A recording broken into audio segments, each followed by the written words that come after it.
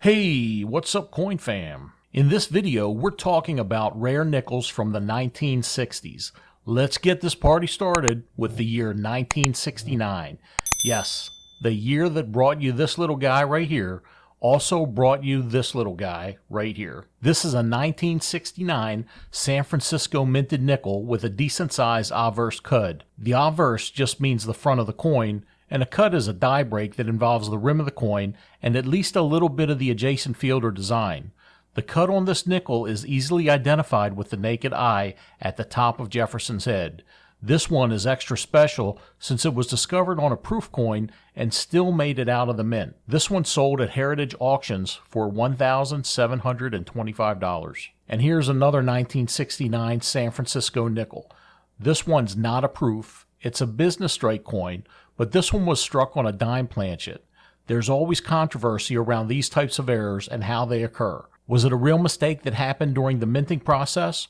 Or were there some mint shenanigans going on in the evening hours in San Francisco that night? This coin might look normal with a quick glance as you're paying for your Starbucks coffee in the morning, but a little closer look reveals a missing detail around the edges of the coin. The wording around the edges from about 9 o'clock to 1 o'clock is completely missing. You can't know it from these pictures here, but this coin would be thinner than a normal nickel and would also weigh less than a nickel. When you're trying to figure out what's wrong with a coin, one of the very first steps is to check its weight. If you don't have a coin scale, they're relatively inexpensive. Take a look at the links in the video details below for some inexpensive options. This nickel right here sold at auction for $1,840. How about this 1967 MS68 SMS Ultra Cameo nickel that sold for $2,232? What does all that mean? MS68 means mint state 68. This is the grade given to a coin on a scale from 1 to 70. SMS is for special mint set. During certain years, instead of proof sets, the mint made special mint sets. These special mint sets consist of coins minted with more care and technique than business strike coins, but not quite the stringent standards of proof sets. Ultra Cameo refers to the degree of frost present on the design elements. If little or no frost is present, no designation will be used. Take a look at these three coins and the contrast between the design elements and the fields of each coin. This next error coin is one of my favorites. This is a 1968 nickel double denomination error, and there's a lot to see here. For starters, this nickel was minted on a Lincoln cent planchet. If that's not cool enough for you, it started off as a penny. Somehow, a 1968 San Francisco minted penny found its way into the nickel hopper and was struck with a nickel die, erasing most of the original penny detail. On the obverse of this nickel, you can see the Lincoln Memorial over Jefferson's portrait, and on the reverse, you can see the outline of Lincoln's head within Monticello, as well as the date and mint mark of the penny at about 1 o'clock. This crazy strike brought in $4,600 when it sold at auction. Here's another proof error from San Francisco.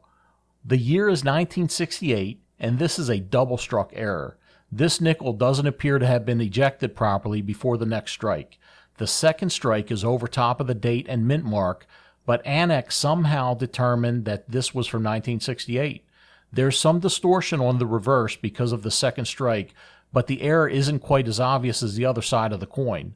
This unique nickel sold at auction for $4,600. Here are two 1964 nickels that are part of the same nickel error.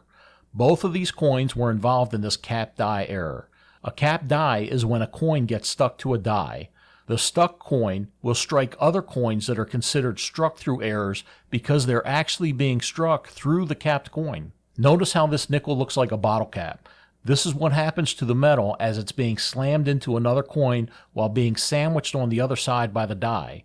The obverse of the coin is facing the die with the edges bent up and over the die, while the obverse of the nickel is continuously coming into contact with the next planchet until it becomes free from the die. Here's what the struck-through planchet looks like. This pair sold at auction and brought in $6,000. Here's a 1965 Philadelphia minted nickel that was struck on the wrong planchet. This is similar to the other wrong planchet errors we saw, but this one was struck on a silver dime planchet. Remember what I said about the scale? Weighing an error like this will help you identify the type of planchet your coin was struck on. This silver planchet nickel brought in a little bit more than the last wrong planchet when it sold at Heritage Auctions for $6,000. Next up is this 1964 D over D repunched mint mark. The mint mark on this Denver minted nickel is on the reverse of the coin at about 3 o'clock, directly to the right of Monticello. You can see the outline of the lower part of the D when the mint mark was repunched. How much is this error coin worth? It sold for a whopping $9,000. How about a 1964 Philadelphia minted nickel graded SP68FS? Here we go again with the initials. SP is the term used for a specimen strike as opposed to a mint strike. The key here is full steps, and they can be worth a lot of money depending on the grade of the coin and the population. This nickel sold at auction for $32,900 because of the full step designation.